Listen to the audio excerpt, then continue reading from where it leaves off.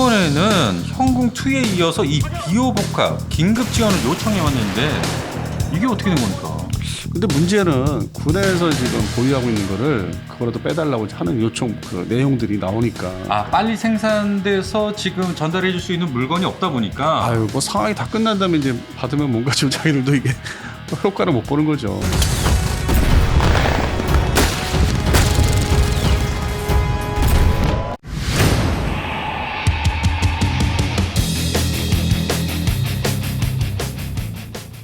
여러분 안녕하십니까? 믿고 보는 밀리터리 지식 채널 슈퍼소닉 TV에 오신 여러분 환영합니다. 오늘도 군사 전문가 안승범 대표님 나오셨습니다. 안녕하십니까? 자, 요즘 중동 국가들이 한국의 천궁2에서 굉장히 주목을 하고 있는데 전 세계가 바라보게 됐어요. 일단 K방산의 흐름을 말씀드리면 이제 자주포 전차로 이제 시작해서 네. 이제는 대공부위까지 이제 이어지는 거죠. 그래서 천궁2에 이어 이번에는 한국산 무인기 대응 무기 체계 바로 비호복합의 지원을 바라고 있습니다. 그것도 이제 군에서 빼달라고. 군에서 빼달라. 지금 실제로 지금 생산돼서 중동 국가들에게 지원해 줄 수 있는 비호복합은 없죠. 뭐 따로 이제 발주받은 게 없기 때문에. 네네. 기존에 이제 뭐 인도하고 이제 뭐 교섭이 있었는데 그게 이제 완성되지는 않았고. 네, 그래서 이란이 이 가성비 좋은 자폭 드론으로 공격을 계속 이어가자 방어를 위해서 값비싼 요격 미사일의 소모를 줄이기 위한 이 한국산 비호복합을 주목하고 있다는 얘기입니다. 오늘 이 부분 집중 분석해 보도록 하겠습니다. 자, 그 전에 여러분 스위스산 메티 티소 시계. 저는 이게 안 돼요. 네, 대표님은 블루, 저는 블랙인데 한번 흘러내려. 예, 저희가 지난주부터 지금 이 메티 티소 시계 4차 판매를 시작했는데 네. 어떡하죠? 며칠 만에 완판이 됐습니다. 당연히 완판되겠죠. 예, 그래서 지금 신청을 하시게 되면 약 일주일 정도가 더 걸리게 됐어요. 그래도 뭐 신속하네요. 그러니까요. 여러분들 다시 5차 판매를 개시합니다. 스위스산 메티 티솥 명품 시계 30만 원대의 최고의 시계를 이번에 여러분들이 소유할 수 있습니다. 할인도 50%가 넘게 해주니까요. 가성비가 좋아요. 이거 가지고 나 칭찬 많이 받았어요. 아니 이게 다 롤렉스인 줄 알고 여러분들이 네. 그렇게 인사를 받았어요. 그런 식으로. 그러니까요. 여러분들 잘 모르시겠지만 롤렉스의 디자이너가 바로 이 메티 티솥 디자이너라고 합니다. 중요한 거는 스위스에서 만들어서 온다는 거. 그러니까요. 또 스위스산이 이런 시계는 뭔가 확실한 게 있더라고요. 홍콩에서 들어오는 게 아니라 스위스에서. 예, 방산하면 K방산, 시계하면 역시 스위스죠. 아직까지는. 네, 스위스엔 또 이 시계 자인들이 뭐 상당히 많다고 하니까 예, 참 이런 게 이제 신뢰감이 가는 거죠. 맞습니다. 예, 4가지 종류의 이 메티 티솥이 있는데 링크를 클릭하셔서 내 취향은 어떤 걸까 디자인 잘 고르셔서 네. 30만 원대로 평생을 차고 다닐 수 있는 스위스산 메티 티솥 이번에 구매하시면 좋을 것 같습니다. 선물로도 좋을 것 같아요. 좋습니다. 예. 자, 이번 이란 전쟁으로 인해서 천궁2가 전 세계에서 주목하고 있는 K방산 무기 체계로 급부상을 했는데 여기에 이어서 한국의 비호복합 이것이 또 요청을 받고 있어요. 워낙 뭐 상황이 이제 급하다 보니까 네. 탄도탄, 대탄도탄 천궁2가 이제 있으면은 또 이 저고도로 내려오는 일반 이제 프로펠러 방식이죠. 그렇게 날아오는 거를 막으려면은 네. 또 적어도 근접 방공 무기가 또 따로 있습니다. 예. 자, 그래서 중동 국가들이 이번에는 형궁2에 이어서 이 비호복합 긴급 지원을 요청해 왔는데 이게 어떻게 된 겁니까? 근데 문제는 군에서 지금 보유하고 있는 거를 그거라도 빼달라고 하는 요청 그 내용들이 나오니까 빨리 생산돼서 지금 전달해 줄 수 있는 물건이 없다 보니까 아유 뭐 상황이 다 끝난 다음에 이제 받으면 뭔가 좀 자기들도 이게 효과를 못 보는 거죠. 예. 그리고 기존에 이제 양국 간의 뭐 관계들이 있지 않습니까? 중동 지역에 특히 아랍에미리트 네.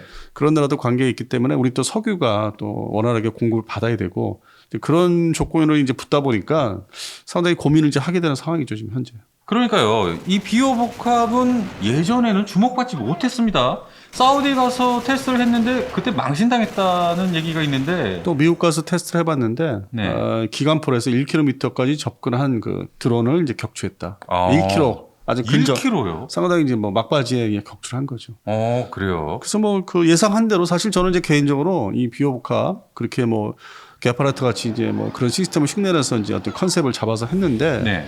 이것도 뭐 급하게 만들다 보니까 우리가 또 이제 북한의 AN2 문제가 여전히 살아있기 때문에 이제 그거를 격추하는 목적으로 2002년부터 본격적으로 개발 시작돼서 그래서 지금 어느 정도 배치를 했는데 이거를 좀 우리 수도권만 해도 잘 모르시는데 그 산에 있어요. 그 방공 부대가 산마다 있어요. 그렇죠. 예, 그거는 이제 일반적으로 얘기하기 어려운데 예. 저는 이제 많이 가봤으니까. 그러니까 기밀이니까 또 어디에 있다 얘기하시면 안 되고. 그래서 예. 이제 뭐 패트리어트 포대가 있는 데가 있으면은 또 이 중요한 곳을 또 경호하는 그렇죠. 예, 경호 경비를 해야 되는 지역 그쪽에 야산에 올라가 있습니다. 그게 바로 이제 천마 시스템하고 천마 예, 비호북합이 대표적입니다.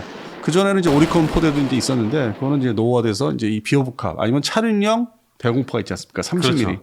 또 이게 이제 신규 장비로 들어가고 있고 서로 다 이렇게 겹겹이 해서 층을 만들어서 이제 방어를 해야 되기 때문에 그리고 2014년도 이래로 우리가 가장 먼저 겪었던 게 이제 북한의 정찰 드론, 조그만 것들, 네. 예, 자폭 드론이 아닌.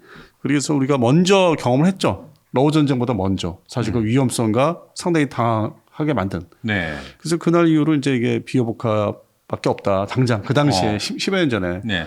그다음에 그걸 또 보완하는 게 30mm 차량용 자주대공포 이게 지금 겹겹이 해서 들어가고 있고 공군까지 이제 그게 배치가 되고 네. 하다못해 해병대도 배치를 받았고 그만큼 이제 드론이 이제 위협이 되니까 그래서 우리 내수 우리 국방부의 6해공 해병대는 이제 차근차근 들어가는데 네. 일단 육군이 먼저 받아들였고 네. 그다음에 이제 최종적으로 이제 뭐 좀 여유가 있으면 이제 해군 그 기지들 해군 기지 군항들 거기 주변에 이제 배치가 될 수 있는데 순번제가 이게 순서가 있는데 해병대까지는 이제 이게 들어가는 거고 그래서 뭐 나름대로 이제 우리 방어망 구축하는데 뭐 상당히 효용성이 있는데 물론 이제 드론이 또 여러 종류가 있다 보니까 뭐 채공 드론도 있고 자폭 드론도 있고 하다 보니까 정찰 드론도 있고 그걸 다 완벽하게 뭐 막을 수 있다 그런 건 아니지만은 네. 심리적으로 이걸 가지고 있음으로 인해서 어떻게 한번 해볼 수 있다. 피해를 최소화시킬 수 있다. 이제 그런 상황을 이제 우리가 만들어놨는데 네. 그건 당연히 국방부가 잘 한 거고 물론 그 다음 대형 무기로서 뭐 이제 엔티 드론에 대한 뭐 이제 전자파 이런 걸 전파를 해서 하는 것도 네. 있고 그다음에 레이저로 이제 더 궁극적으로 레이저로 이제 이렇게 지져야 되는 것도 있고 그렇죠. 또 연속적으로 여기저기. 근데 그거는 다 과제 완성된 게 아니기 때문에 아주 완벽하게. 근데 그거는 이제 개발을 하고 있는데 그 전에는 이제 담보가 되는 거는 이런 자주대 공포. 그다음에 근접 방공 미사일, 뭐 신궁.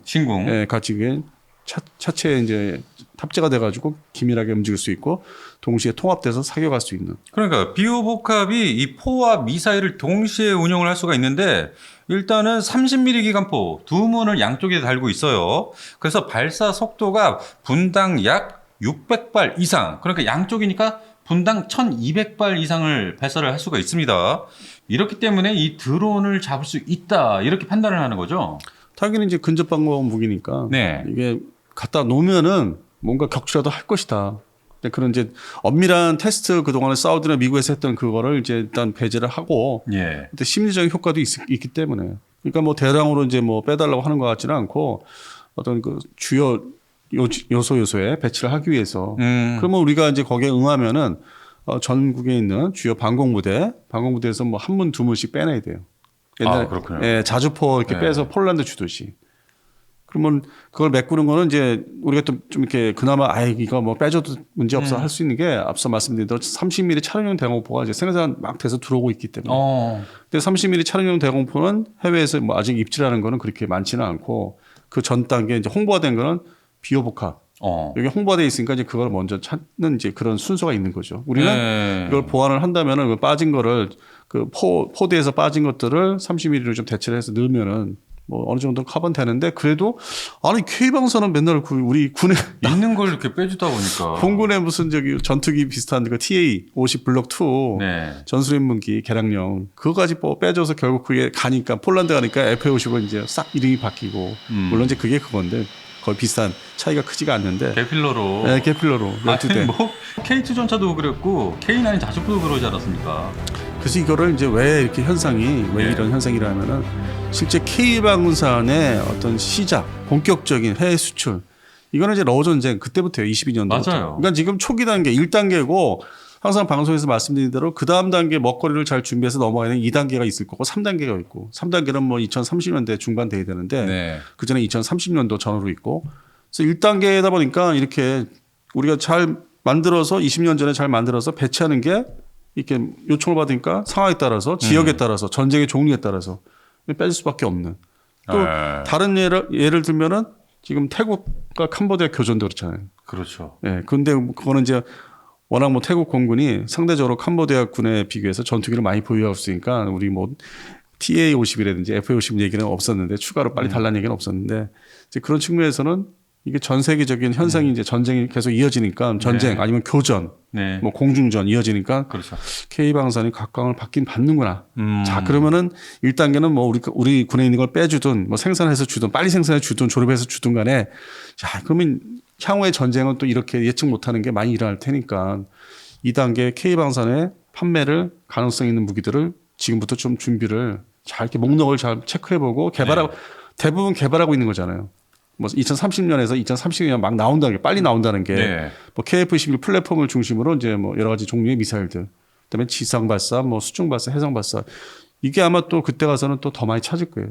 지금은 이제 방어용 무기인 이 대공 미사일 중심으로 중동 지역에 나간다면은 네네. 또 러우 전쟁도 이게 휴전이나 종전을 하더라도 또 3차 전쟁이 일어날 가능성이 있기 때문에 그러면 기존의 자주포나 전차에 또 개량력을 요구할 수 있어요. 일단 플랫폼을 그렇겠죠. 급하게 받아놓은 상태에서 이거를 좀 더 시대에 맞게 개량을 해달라. 물론 이제 키트 수출이 되는데 이것도 준비를 잘 해야 돼요. 그냥 우리가 뭐 방사청 중심으로 언론 상대로 홍보용으로 그래픽이나 보여주고 영상 보여주려고 하는 아니면 전시회에서 요만 작은 모형들 조그마한 요만한 모형들 그게 바로 이제 자주포 K9, A2나 A3 말하는데 물론 실제 A2는 모크업이 나오기도 했는데 해외 전시회에도 갖다 놨는데 실제 그게 야전에서 막 여러 대가 사격 훈련하고 뭐 이런 것들이 보여줘야만 세일즈가 더 되는 건데 물론 그래봤자 키트 판매형이 또 많을 테고 본체는 뭐 또 비싸지니까 개량이 대로 비싸지니까 그래서 지금 방사청은 아니면 해당되는 업체는 지금의 당장에 이거 지금 콜을 받는 거 요청받는 것만 좋아할 게 아니다. 네, 앞으로도 좀 대비를 해야 될 텐데. 이렇게 늘어나잖아요. 품목이 늘어나고 있잖아요.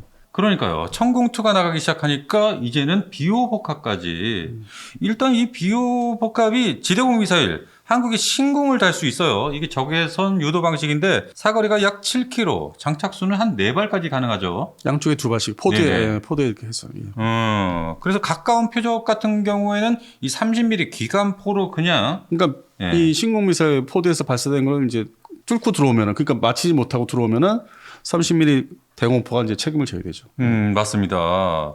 일단은 이 비호복합이 이런 장비가 있는데 탐색 레이더 그리고 추정 레이더, 전자광학, 2호 추적 장비 그리고 자동 사격 통제 시스템까지 있어서 어떤 레이더 교란 상황에서도 광학으로 사격이 가능할 수 있는 게 바로 이 비호복합입니다. 근데 이 사격 지휘 통제 시스템을 일반적으로 C2 시스템을 얘기하는데 네. 그것도 이제 결합이 잘 돼야 되죠. 그러니까 물건만 줄 게 아니라 그 나라의 어떤 시스템하고 결합을 잘 시켜줘야만 효과를 발휘할 수 있는 거죠. 그냥 덜렁 이것만 준다고 하면은 실패할 수 있죠. 요격에. 네. 그래서 현지 예를 들어서 아랍에미리트군의 어떤 그 시스템, 대공방어 시스템에 어떻게 그걸 잘 결합을 시킬지.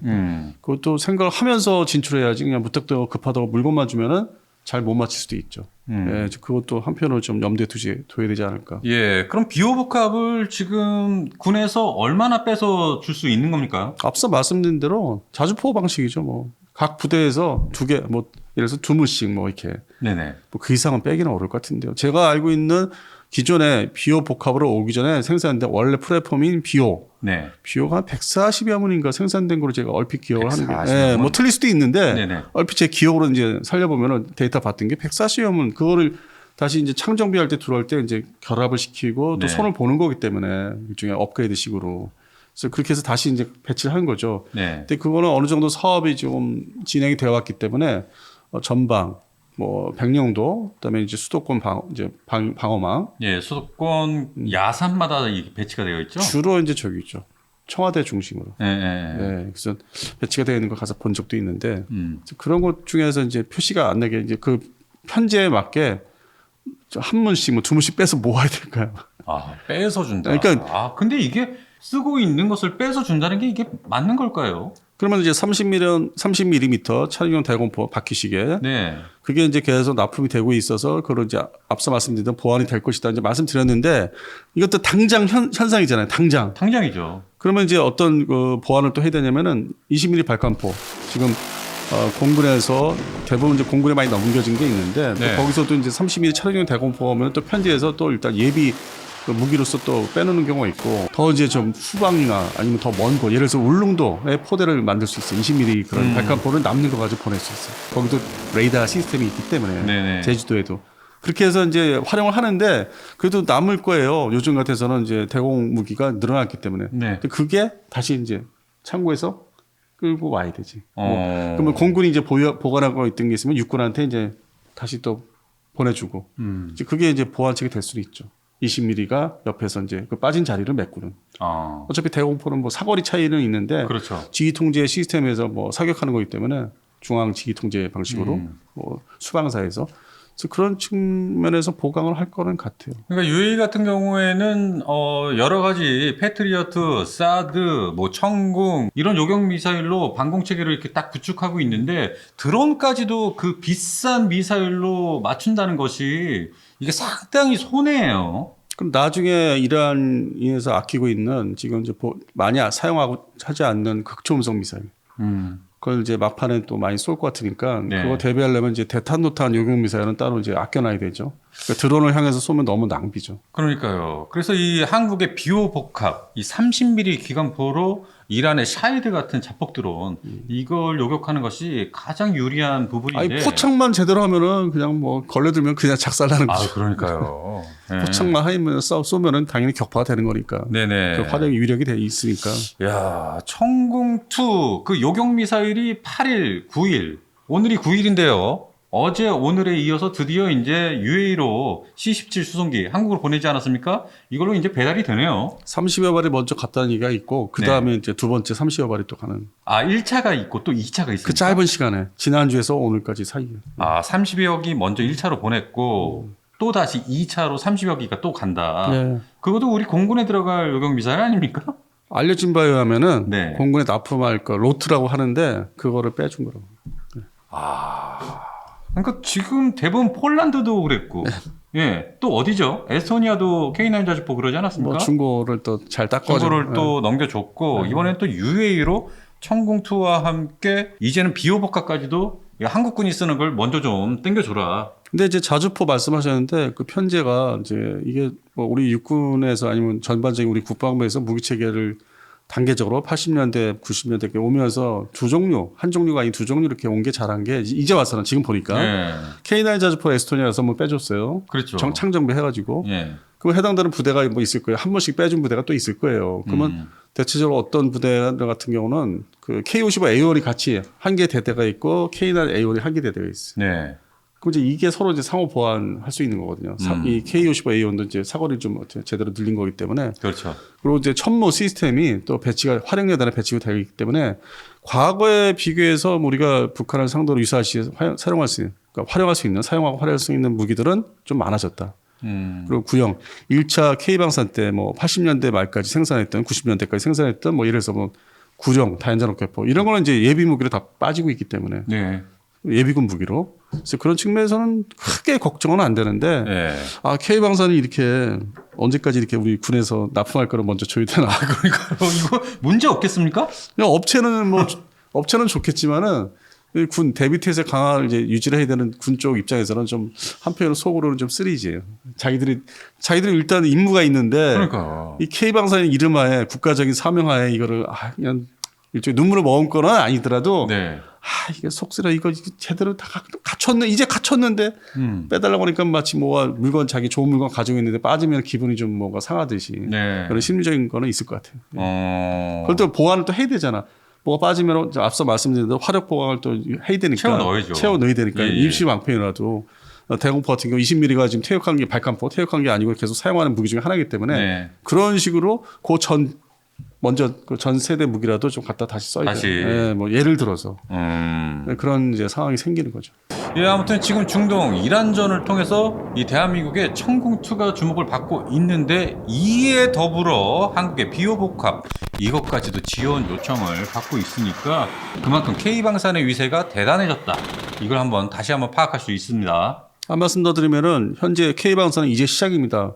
러 전쟁이 이제 2022년 2월 24일 시작돼서 그때 여름부터 시작이 됐는데 네. 그래봤자 우리 입장에서는 그들한테는 상당히 뭐 길고 긴 그 시간이었지만은 우리한테는 만 4년밖에 안 돼요. 이 K방산이 이제 여러 가지 콜을 받고 요청을 받는 게. 그렇죠. 근데 우리가 개발을 또 이제 시도해서 진입한 물건들은 상당히 많고 정밀 무기들이 네. 전투기 포함해서 그럼 2단계를 지금 잘 다져놔 이런 돈을 벌었으면은 해당 업체도 뭔가 좀 여러 가지 개발 R&D에 좀 자체적으로 좀 투자할 생각도 해야 되고 아, 그렇죠. 그다음에 이거를 방사청이 네. 국방과 연구소 포함해서 잘 끌어갈 생각도 해야 되고 그래서 제2의 K방사 수출 호황 그다음에 3차까지 2030년 중반까지 이거를 면밀하게 연구를 해서 세미나를 당장의 효과를 본 거 가지고 나 기분 좋아 이런 세미나 하지 마시고 앞으로를 바라보는 예, 구체적으로 2차 3차 물건은 이게 다 물건이잖아요. 품목이고 물건이잖아요. 그렇죠. 이거를 어떻게 발전시킬 거지 이런 것도 좀 얘기를 여러 가지 유명한 박사님들이 나와서 네. 좀 얘기를 했으면 좋겠어요. 예, 그러니까요. 이 차후에 앞으로 K방산이 진출할 것들도 지금 연구 개발해야 됩니다. 그리고 뭐 시간도 좀 땡겼으면 좋겠고 네. 그다음에 돈도 이제 R&D 비용도 좀 더 많이 주고 좀 더 아, 그러니까 뭐 투자가 필요해요. 26년도 받은 게 뭐 요만큼이면 27년도, 8년도에는 더 많이 줘야 되는. 그렇게 해서 좀 빠른 시일 내에 K방산이 진짜 자리 잡도록 뭐 특정 업체만 배불리는 그런 현상을 좀 그만 봤으면 좋겠어요. 알겠습니다. 예, 오늘 방송 여기까지만 하고요. 다음 방송에는 저희가 이 F-35A 이게 또 3차 도입을 하게 됐다. 이런 소식이 들려오고 있습니다. 추진을 이제 하게 됐다. 예, 이 부분에 대해서 다음 방송 저희가 알려드리도록 하겠습니다. 자, 그리고 마지막으로 스위스 메티 티소 시계 지금 5차 판매를 개시를 했습니다.